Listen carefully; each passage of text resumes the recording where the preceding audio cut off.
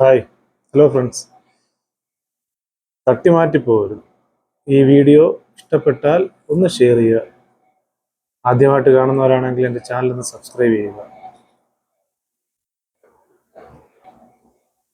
2025 SSLC പരീക്ഷ എഴുതി റിസൾട്ടുകളൊക്കെ വന്നു. നല്ല മാർക്കോട് ജയിച്ചവരുണ്ട്, കുറഞ്ഞ മാർക്ക് ജയിച്ചവരുണ്ട്, പരാജയപ്പെട്ടവരും ഉണ്ടാവാം. എനിക്ക് പറയാനുള്ളത് മാതാപിതാക്കളോടാണ്. ഓരോ മാതാപിതാക്കൾക്കും അവരുടെ മക്കൾ അവർക്ക് വിലപ്പെട്ടതാണ്. ചിലർ പരാജയപ്പെട്ടെന്ന് പറഞ്ഞ് കുറ്റപ്പെടുത്താറില്ല. ചിലപ്പോൾ മറ്റുള്ളവരെ വെച്ച് വിലയിരുത്തി കുറ്റപ്പെടുത്താറുമുണ്ട്. അതിൻ്റെ ആവശ്യമില്ല. ഒരു പക്ഷേ പരാജയപ്പെട്ട മക്കളുണ്ടെങ്കിൽ അവർക്ക് അതിൽ നിന്നും വലിയൊരു കഴിവ് അവർക്ക് വരെ ഉണ്ടാവും. പഠിത്തത്തെക്കാളും ചിലപ്പോൾ കൂട്ടത്തിൽ തന്നെ എന്തെങ്കിലും ഒരു കഴിവ് അവർക്കുണ്ടാവും.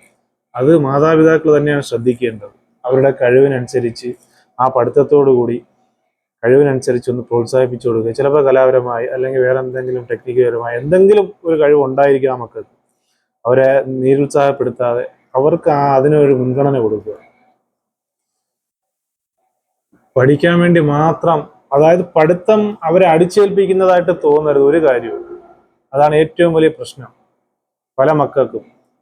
രാവിലെ വെളുപ്പാങ്കാലത്തെ എഴുതിപ്പിച്ച് പറഞ്ഞ് ട്യൂഷനും വിട്ട് സ്കൂളിലും പോയി പാതിരാത്രി വന്ന് കയറി വീണ്ടും വീണ്ടും തിരിച്ചു പോകുന്നു, തിരിച്ച് രാവിലെ എഴുതിച്ച് അതിനൊക്കെ പോകുന്നു. അവർക്ക് അല്പം ഫ്രീഡം കൊടുക്കണം. പഠിത്തം എന്ന് പറയുന്നത് അവർക്കൊരു ഭാരമാവരുത്, അല്ലേ? അവരുടെ കൂടെ അല്പനേരം ഇരിക്കണം. സ്കൂളിൽ നിന്ന് വരുമ്പോൾ അല്പനേരം അവരുമായിട്ടിരിക്കണം. മക്കളുമായിട്ടൊക്കെ ഇരുന്നൊന്ന് സഹകരിക്കുകയും സംസാരിക്കുകയും വിശേഷങ്ങൾ ചോദിക്കുകയും കാര്യങ്ങൾ, അങ്ങനെയൊക്കെ ഒരുപാട് കാര്യങ്ങൾ മാതാപിതാക്കൾ ചെയ്യുന്ന ഒരുപാട് തെറ്റുകൾ ഇപ്പോൾ ചെയ്യുന്നുണ്ട്. കാരണം അവരെ പറഞ്ഞു വിട്ടു കഴിഞ്ഞാൽ നിങ്ങളെ ജോലി കഴിഞ്ഞു എന്നാണ് മിക്കുള്ളവരുടെയും ധാരണ. അങ്ങനെ ഒരു ധാരണ വെക്കരുത്. കഴിവതും അവർ വരുമ്പോൾ അവർക്ക് അവരുടെ കൂടെ അല്പനേരം ഇരിക്കുക. അവരുടെ സ്കൂളിലെ വിശേഷങ്ങളും അവരുമായിട്ട് കളിയും ചിരിയായിട്ടൊക്കെ കുറച്ചു നേരം ഇരിക്കുക.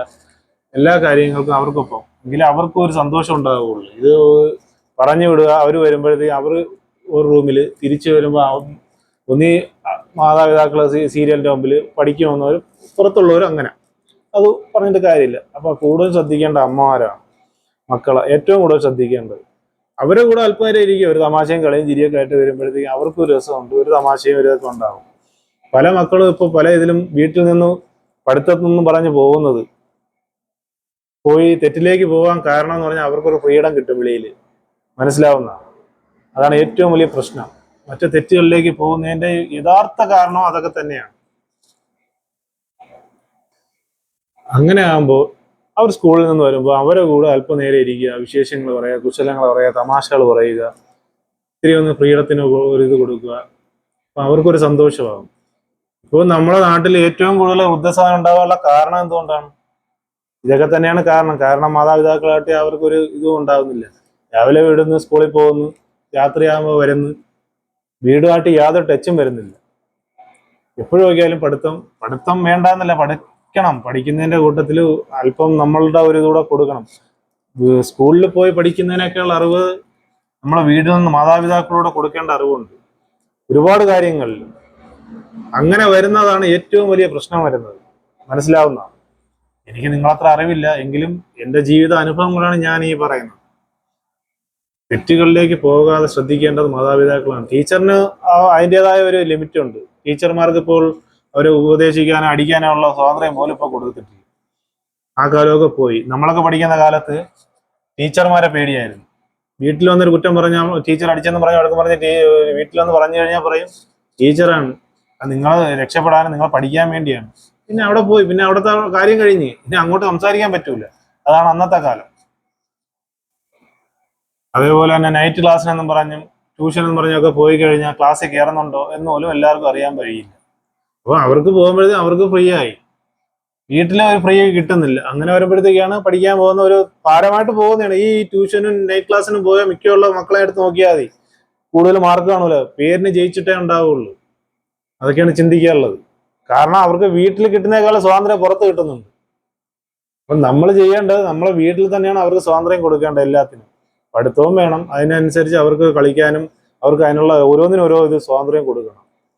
എപ്പോഴും പഠിത്തം മാത്രം തലയിൽ വെച്ച് കൊടുത്തു കഴിഞ്ഞാൽ മക്കൾക്ക് അതൊരു ഭാരമായിട്ട് മാറും. അപ്പോൾ വീട്ടുകാരെ ബോധിപ്പിക്കാൻ വേണ്ടി അവർ പഠിക്കാൻ പോകും. മനസ്സിലാവുന്നതാണ്. ചിലപ്പോൾ നിങ്ങൾ പറയും നിനക്ക് എന്തിന്റെ കേട്, നിനക്ക് എന്തേലും അറിയാം എന്നുള്ളതായിരിക്കും. അങ്ങനെ അല്ല. ചിന്തിച്ചു നോക്ക്, നിങ്ങൾക്ക് മനസ്സിലാവും ഏറെക്കുറെ. ആരെയും കുറ്റം പറയുന്നതല്ല. ഒരു മക്കളെ കാര്യം, ഇന്നത്തെ കാലത്ത് മക്കളെ കാര്യങ്ങൾ പറയുന്നതാണ്. തെറ്റിലേക്ക് പോകാതിരിക്കാൻ വേണ്ടി പറയുന്നതാണ്. നമ്മൾ കൂടുതൽ ശ്രദ്ധിച്ചാൽ നമുക്ക് തന്നെ കൊള്ളാം. ആ മക്കളുടെ ഭാവിയും ഉയർച്ച ഉണ്ടാവും. അല്ലെങ്കിൽ ഉയർച്ച ഉണ്ടാവൂല എന്ന് ചോദിക്കും. എന്നാലും അതല്ല, അല്പം സ്വാതന്ത്ര്യം വീട്ടുകളിൽ കൊടുക്കണം. അവർക്ക് എപ്പോഴും പഠിത്തവും ഇതുമായിട്ട് മാത്രം പറഞ്ഞു വിടരുത്. സ്കൂളിൽ നിന്ന് വന്നു കഴിഞ്ഞാൽ അവരുടെ കൂടെ അല്പനേരം ഇരിക്കുക, അവരുമായിട്ട് അല്പനേരം ടൈം സ്പെൻഡ് ചെയ്യുക, ഓരോ തമാശകൾ പറയുക, പഴയ കാര്യങ്ങളും വീട്ടിലെ കാര്യങ്ങളെല്ലാം സംസാരിക്കുക. അവർക്കൊരു പ്രത്യേക ഒരു ഉണർവുണ്ടാവും. ഞാൻ പറയുന്നതിൽ തെറ്റുണ്ടെങ്കിൽ ക്ഷമിക്കുക. കൂടുതൽ പറഞ്ഞ് ഞാൻ നിങ്ങളെ മുഷിപ്പിക്കുന്നില്ല. എൻ്റെ വീഡിയോ ഇഷ്ടപ്പെട്ടാൽ ഒന്ന് ഷെയർ ചെയ്തേരെ. ചാനൽ ആദ്യമായിട്ട് കാണുന്നവരാണെങ്കിൽ ഒന്ന് സബ്സ്ക്രൈബ് ചെയ്തേരെ. ഇനി കൂടുതലൊന്നും പറയാനില്ല, ഇത്ര ഞാൻ പറയാനുള്ളൂ.